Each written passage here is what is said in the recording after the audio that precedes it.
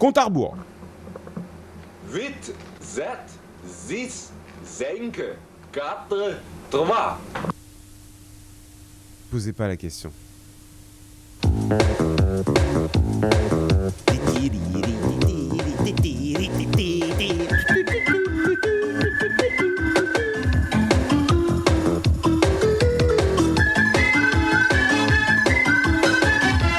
Bonsoir Masseldar.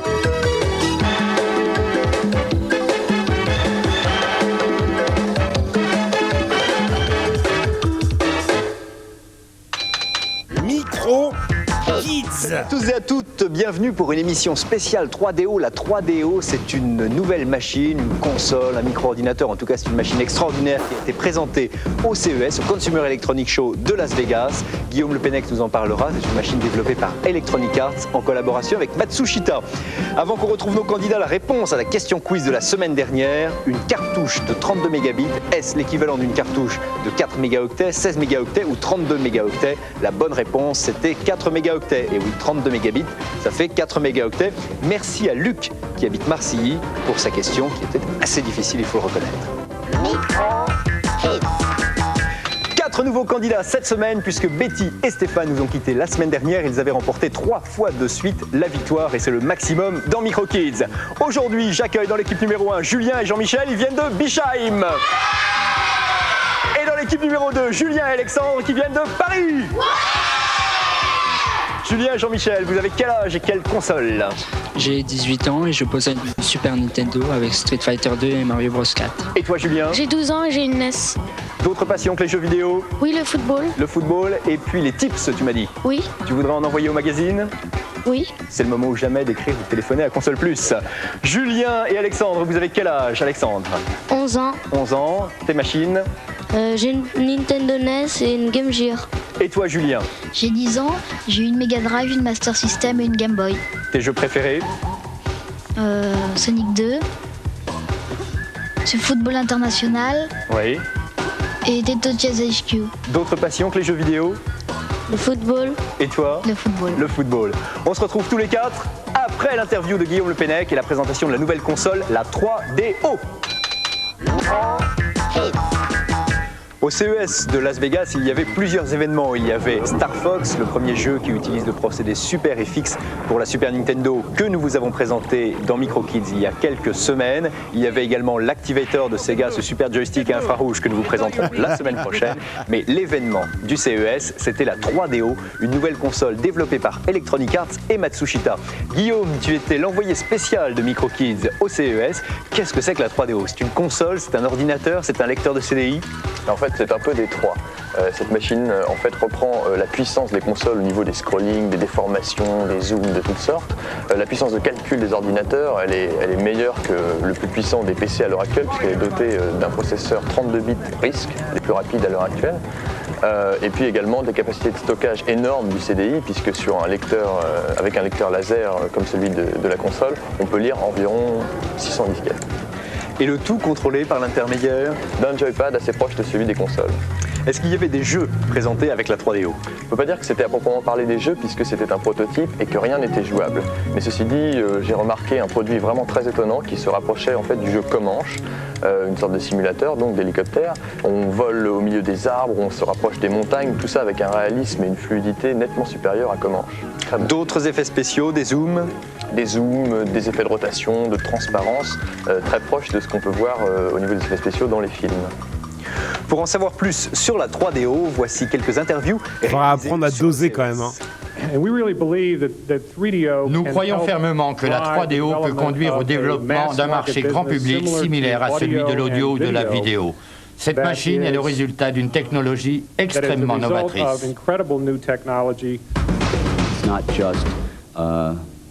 Au-delà même des caractéristiques techniques du produit, de ce qu'il y a dans la boîte, c'est un nouveau monde qui s'ouvre aux créateurs de software. On a souvent parlé d'un rapprochement entre Hollywood et la Silicon Valley. Aujourd'hui, il devient possible grâce à un produit comme la 3DO. Guillaume, des commentaires sur ces interviews? À mon avis, ce qu'il faut retenir en priorité, c'est le responsable de MCA qui nous dit que maintenant, avec la puissance qu'offre la 3DO, les gens comme les scénaristes, les réalisateurs de films vont peut-être se mettre à développer directement sur cette machine. Au lieu de simplement vendre la licence du film. Oui, c'est ça. C'est que jusqu'à présent, les gens disaient « j'ai fait un film, je vous vends la licence, faites vous-même le jeu ». Et le jeu ressemblait peu au film en général. Alors, la question qui tue, est-ce qu'on peut dire que la 3DO va remplacer les consoles ou les micro-ordinateurs actuels? Je crois que c'est un peu tôt pour le dire. Bon, c'est une machine d'avenir, ça c'est certain. Oui. Ceci dit, elle ne sera disponible que vers la fin de l'année aux États-Unis et probablement pas avant 1994 en Europe. Est-ce qu'il y a beaucoup de jeux en projet sur cette machine? Parce qu'en fait, on sait que le succès d'une machine dépend du nombre de jeux disponibles. Eh oui. Énormément de projets. Tous les éditeurs principaux, que ce soit sur ordinateur ou sur console, ont déjà prévu des développements sur la 3DO. Et ils sont enthousiastes. Ils sont très enthousiastes. On a une idée du prix? Le prix annoncé est environ $700, ce qui veut dire entre 4 000 et 500 000 francs, mais ça peut changer, je pense. Les possesseurs de cartes multipoints connaissent la manœuvre maintenant. Vous appuyez soit sur 1, 2 ou 3, puis sur ENT et vous jouez en même temps que nos candidats. Voici les 3 premiers titres pour le premier jeu à identifier. Ces images sont-elles celles de Atomic Runner, de Sonic Blastman ou de Road Runner? Le premier. Jean-Michel? Le 1. Le 1, Atomic Runner sur Mega Drive. Une première bonne réponse, un premier point marqué. Deuxième jeu à identifier. Choix numéro 1, Phalanx. Choix numéro 2, Axelay. Choix numéro 3, Blazeon. Bonne, ouais. Jean-Michel? Le 3. Le 3, Blazeon sur Super Famicom. Une bonne réponse à 2. Waouh, une Famicom. Julien, il faut sauver l'honneur maintenant. 3 titres. Choix numéro 1. Découvrir celui-là. Summoning. Choix numéro 2, The Lost Files of Sherlock Holmes. Choix numéro 3, Pools of Darkness.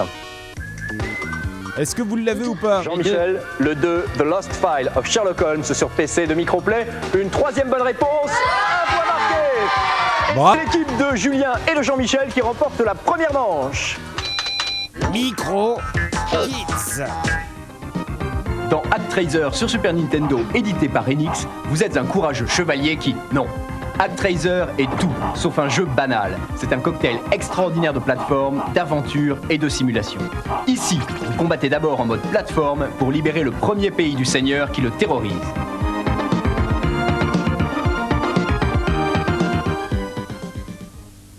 Écoutez un peu la musique et les bruitages. Yuzo Koshiro à la musique. Hein.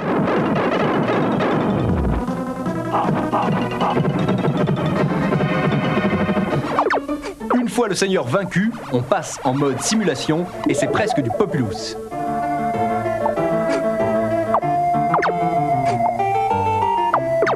Maintenant, vous guidez l'ange. Le but, construire une grande cité où vivront des habitants heureux. Plus ils seront heureux, plus votre chevalier aura des pouvoirs puissants pour s'attaquer au seigneur suivant. Ah, il a été totalement traduit en français, je me rappelle. Pour essayer de couvrir des antres bourrés de monstres.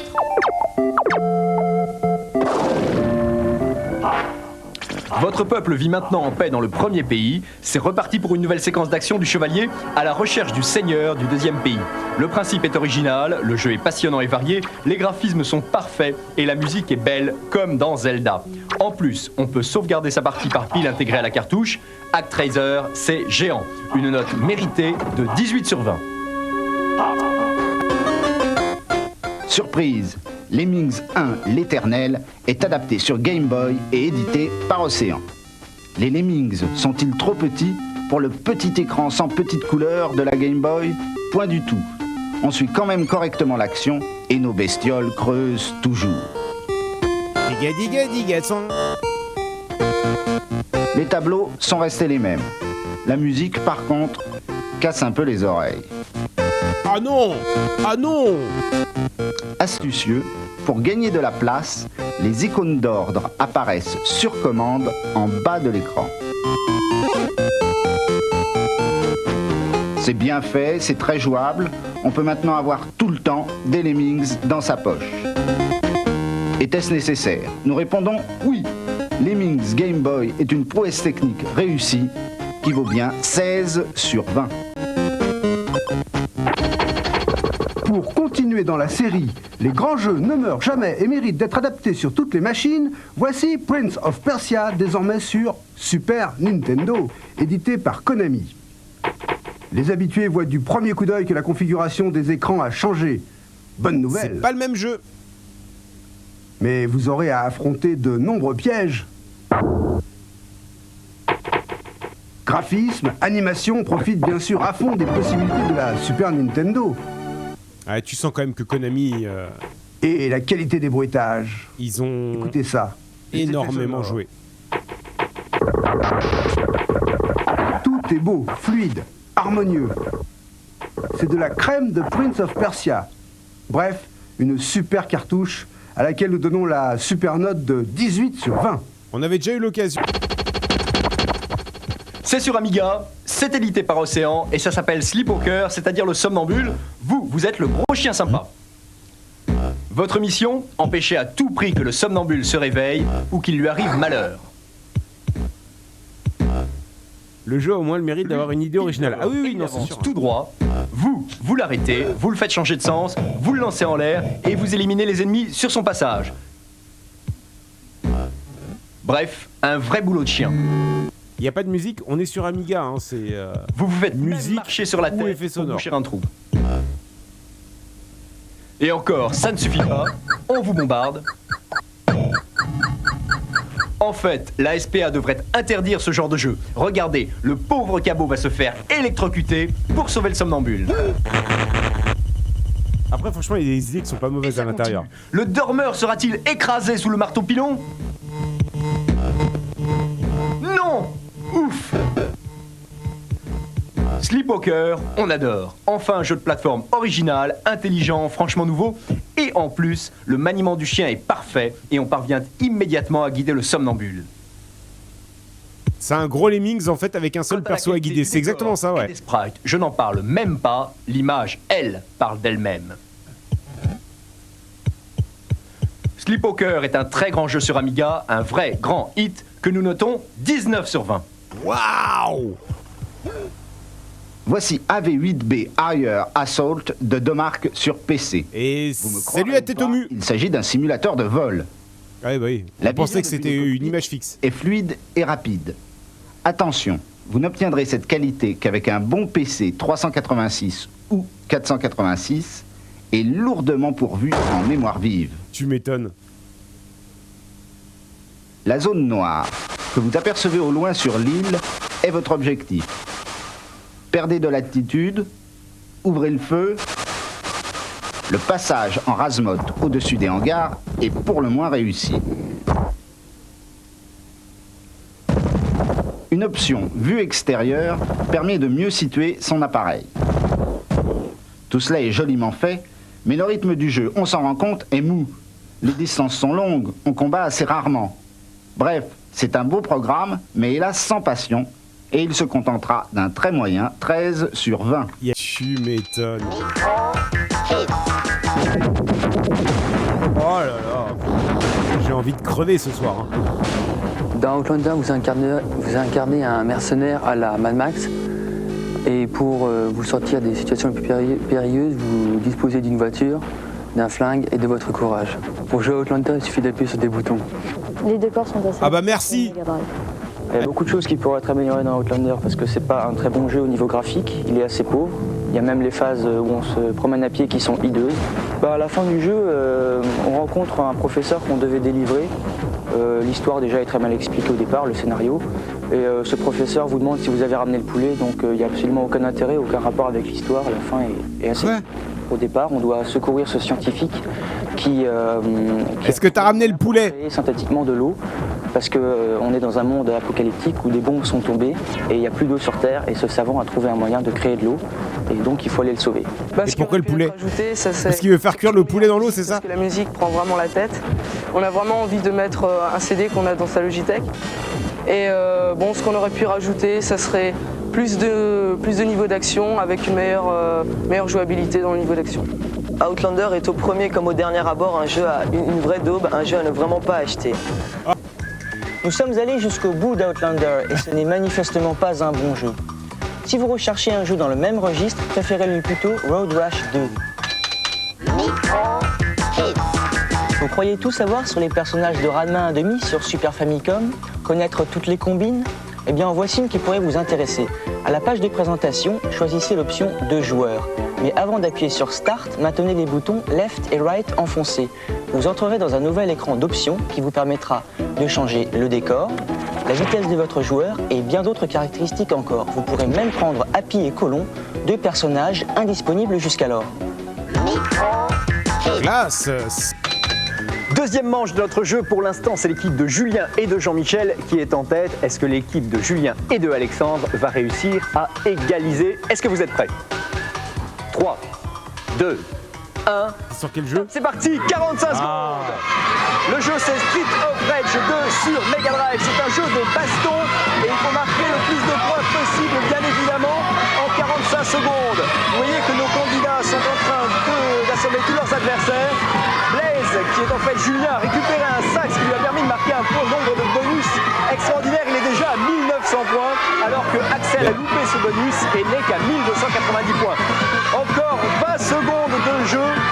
Il faudrait qu'Axel fasse une remontée extraordinaire maintenant pour arriver à marquer, à remporter cette victoire. Et en tout cas, cette deuxième manche. 2710 points au bout de 5, alors qu'il reste 5 secondes de jeu à courir. Plus que 2 secondes, plus qu'une seconde. Blaise. Stop! Ah, le bâtard, il l'a buté l'autre là. 70 points contre 1380 points. C'est l'équipe de Julien et de Jean-Michel qui remporte la deuxième. Et qui remporte la victoire finale.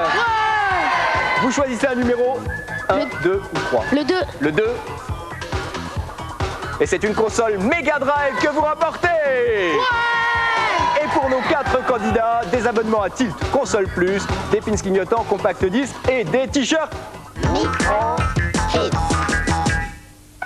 Voici pour tous les possesseurs de cartes multipoints la dernière épreuve, en l'occurrence la question quiz de la semaine. Quel est le nom de code actuel des lunettes développées par Sega et qui permettront de plonger le joueur dans la réalité virtuelle? S'agit-il, choix numéro 1, de Virtual VCR, choix numéro 2, Virtua Sega, choix numéro 3, Sega Reality. 1, 2 ou 3, puis la touche ENT. Si vous n'avez pas de carte multipoint, vous répondez par carte postale ou sur le 3615 France 3, rubrique Micro Kids. C'est une question de Aline qui habite Malakoff. Merci à elle. Pas de fanzine cette semaine. En revanche, nos 3 mascottes sont fidèles au rendez-vous pour notre concours de création graphique parrainé par le ministère de l'Éducation nationale et de la Culture et par l'INA. Il est chouette celui-là comme logo. Et c'est cette dernière mascotte hein. qui remporte la Mega Drive. Les goodies Micro Kids, le pins clignotant, le compact disque et le t-shirt sont disponibles sur le 3615 France 3, rubrique Micro Kids. L'adresse pour nous écrire Micro Kids. Les démos, 13 rue du Colonel Avia, 75 015 Paris.